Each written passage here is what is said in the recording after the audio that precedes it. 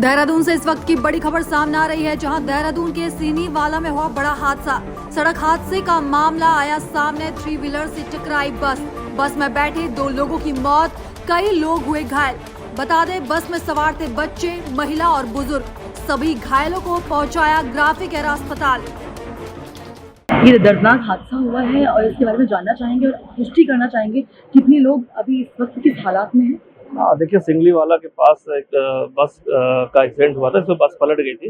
एक सामने से जो भी पूछताछ निकली, उसको पता चला सामने से लोडर आ रहा था, उसको बचाने के चक्कर में जो एक्सीडेंट हुआ, उससे टक्कर हुई। इसके बाद खेतों में बस पलट गई। चूंकि ये प्राइवेट बस थी, आईएसबीटी से विकास नगर जा रही थी, लेकिन इसमें लोकल लोगों के अलावा भी एक स्कूल पढ़ता है, इंटर कॉलेज, बक्सा इंटर कॉलेज, जहाँ के बच्चे भी उसमें जब छुट्टी होती है तो कभी कभी बसों में चले जाते हैं। तो कुछ बच्चे भी उसमें सवार हो गए थे। बस पलटने के कारण जो है, एक उसमें स्टूडेंट है जिसकी डेथ हुई है, और एक लोकल बच्चा भी है, जब 22 साल का, जो किसी काम से जा रहा था, उसकी भी डेथ हुई। 2 लोग की डेथ हुई है। टोटल 15 लोग लाए गए थे, जिसमें 13 लोग नॉर्मल है। सभी का इलाज, प्राथमिक उपचार भी हो गया। कोई खतरे की बात नहीं बताई। फिर भी डॉक्टर्स इसमें अलर्ट मोड पर है।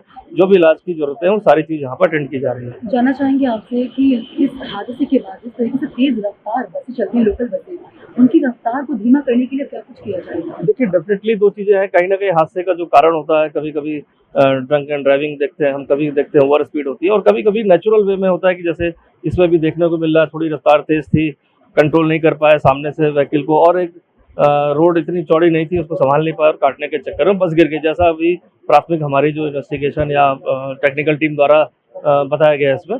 बट इसमें दूसरी 2 चीज़ें मैं भी अपील करता हूँ सभी से, जो भी हमारे यात्रीगण जाते हैं, कि जो भी पब्लिक ट्रांसपोर्ट की गाड़ियां हैं, खासकर बस हो, ई रिक्शा हो, या कोई भी टेम्पो हो, अगर उसका ड्राइवर लगता है आपको कि कहीं नॉर्मल वे में गाड़ी नहीं चला रहा है या तेज गति से गाड़ी चला रहा है, तत्काल अगर आप 112 पे सूचना देते हैं, तो उसको आगे रोककर कम से कम हम उसको समझा भी सकते हैं, चालान भी कर सकते हैं, और एल्गोमीटर से चेक भी कर सकते हैं कि कहीं ऐसा तो नहीं किसी तरह का नशा किया हो।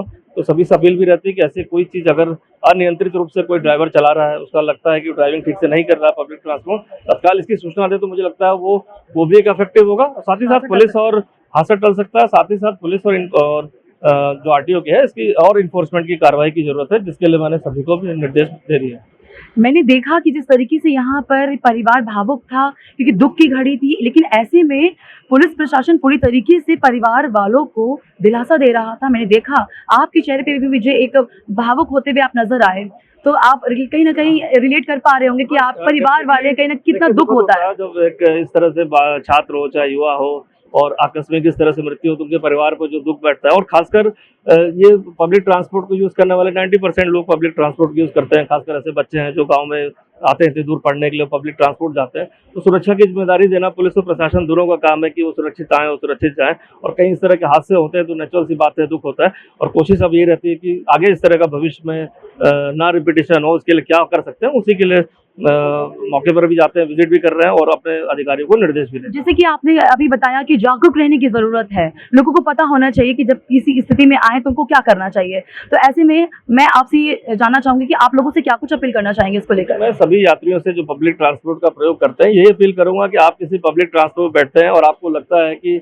उस बस का, गाड़ी का ड्राइवर जो है सही ड्राइव नहीं कर रहा है, कहीं हो सकता है किसी नशे या किसी अन्य डिप्रेशन में ना हो, तो तत्काल अगर 112 पर सूचना देंगे तो पुलिस उसको आगे इंटरसेप्ट करके रोक के उसको चेक कर सकती है। और साथ ही साथ अगर वो ओवर स्पीडिंग कर रहा है ना, जिस तरह की शिकायतें पब्लिक को लगता है, जो बाद में बताते हैं, अगर वो पहले बता दें मौके पर रहते हुए, बस में बैठे हुए या अन्य पब्लिक ट्रांसपोर्ट में, तो मुझे लगता है कि ज़्यादा